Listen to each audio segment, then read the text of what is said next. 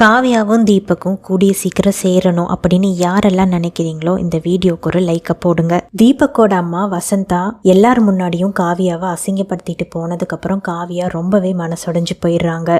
இனிமே தீபக்கை பார்க்கவே கூடாது, அவரோட பேசவே கூடாது அப்படின்னு காவியா முடிவு பண்ணிடுறாங்க.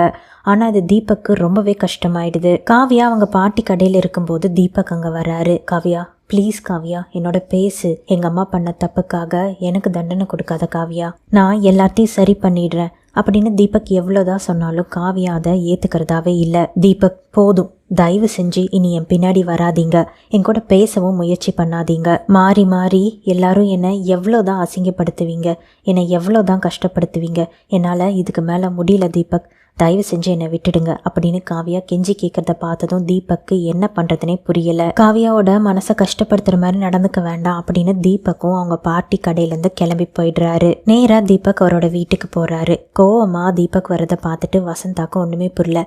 என்னடா இன்னும் கோவம் குறையிலையா? அந்த காவியா பத்தி பேசுனதுக்கு என்னமோ தாம் தும்னு வானத்துக்கும் பூமிக்கும் இப்பதான் குதிச்சுக்கிட்டு இருக்கியே அப்படின்னு வசந்தா கேட்க தீபக் கோவம் குறையாமே, அம்மா நீ எவ்வளோ பெரிய தப்பு பண்ணியிருக்கேன்னு உனக்கு இன்னும் புரியல, காவியாவை பற்றி நான் சொல்கிறேன், இப்போவாது அவளை பற்றி நீ புரிஞ்சுக்கோ அப்படின்னு சொல்லிட்டு காவியாவோட கதை மொத்தத்தையும் தீபக் வசந்தா கிட்ட சொல்கிறாங்க. அதை கேட்ட அந்த வசந்தாவும் ஐயோ அந்த பொண்ணு எவ்வளோ கஷ்டத்தை அனுபவிச்சிருக்கா, இது தெரியாமல் நான் போய் அவளை வீட்டு முன்னாடி சத்தம் போட்டேனேடா அப்படின்னு சொல்ல அதுக்கு தீபக்கும் இதுக்கு தாமா யார் மற்றவங்கள பற்றி என்ன சொன்னாலும் உடனே நம்பி கண்மூடித்தனமாக நடந்துக்க கூடாதுன்னு சொல்கிறது, என்ன ஏதுன்னு தீர விசாரித்து நீ முடிவு செஞ்சுருக்கணும் அப்படின்னு தீபக் சொல்கிறாரு. இப்போ நான் என்னடா பண்ணுறது அப்படின்னு வசந்தா கேட்க தீபக்கும் இனி என்னம்மா பண்ண முடியும், அதான் ஊர் முன்னாடி நீ காவியா மனத்தை வாங்கிட்டியே, இனி அதை உன்னால் எப்படிமா சரி செய்ய முடியும், ஒரு பொண்ணை பற்றி பேசும்போது நீ 1000 தடவை யோசிச்சிருக்கணும்ல அப்படின்னு தீபக் வசந்தா கிட்ட கோவமாகவே கேள்வி கேட்குறாரு. உடனே வசந்தாவும் இருக்கட்டும்டா,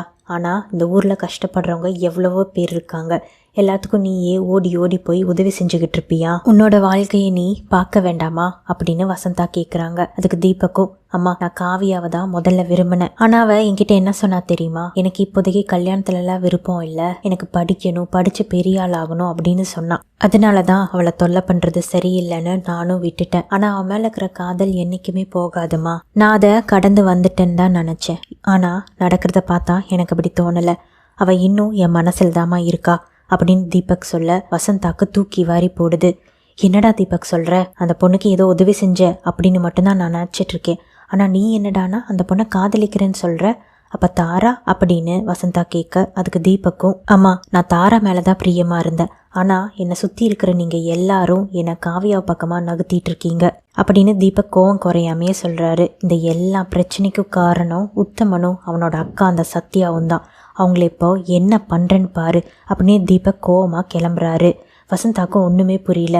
தீபக் நில்லுடா, இப்போ எதுக்கு எங்கே போய்கிட்டு இருக்க அப்படின்னு வசந்தா கேட்க அதுக்கு தீபக்கும் இதுக்கெல்லாம் காரணமான அந்த உத்தமனையும் அவன் அக்காவையும் ஒரு கை பார்க்கதாமா போயிட்டுருக்கேன் அப்படின்னு சொல்கிறாரு. உடனே வசந்தாவும் இவ்வளோ கோவமாக நீ போகிறத பார்த்தா எனக்கு ரொம்ப பயமாக இருக்குடா, இரு நானும் உன் கூட வரேன் அப்படின்னு சொல்லிட்டு தீபக்கோட வசந்தாவும் போகிறாங்க.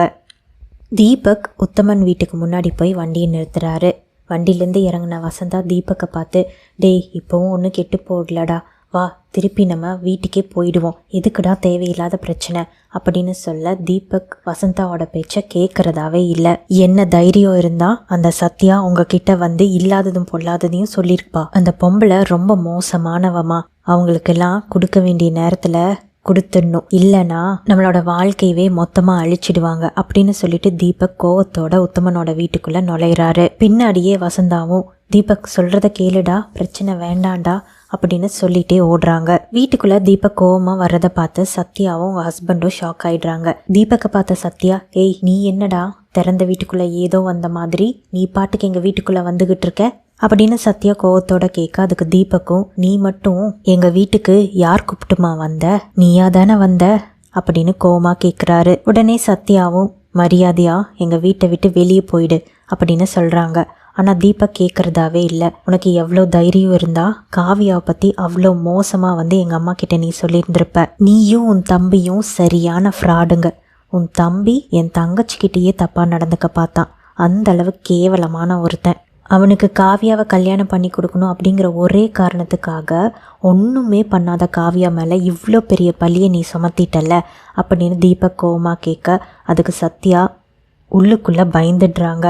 ஆனாலும் வெளியே காட்டிக்காமல் நான் என்ன தப்பாக சொன்னேன், அவள் பண்ண எல்லாத்தையும் தானே உங்கள் அம்மா கிட்ட சொன்னேன், உங்கள் அம்மா கிட்ட நான் சொன்னதில் ஒரு வார்த்தை கூட பொய் இல்லை அப்படின்னு மேலே மேலே பொய் சொல்ல ஆரம்பிக்கிறாங்க.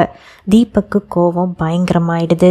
வேண்டாம், என் பொறுமையை நீ சோதிச்சிட்ருக்க, ஒழுங்கா எங்கள் அம்மா கிட்ட உண்மையை சொல்லிடு, இல்லைனா நான் என்ன செய்வேன்னு எனக்கே தெரியாது அப்படின்னு தீபக் வார்னிங் கொடுக்குறாரு. ஆனாலும் சத்யா தான் சட்டை பண்ணுறதாவே இல்லை.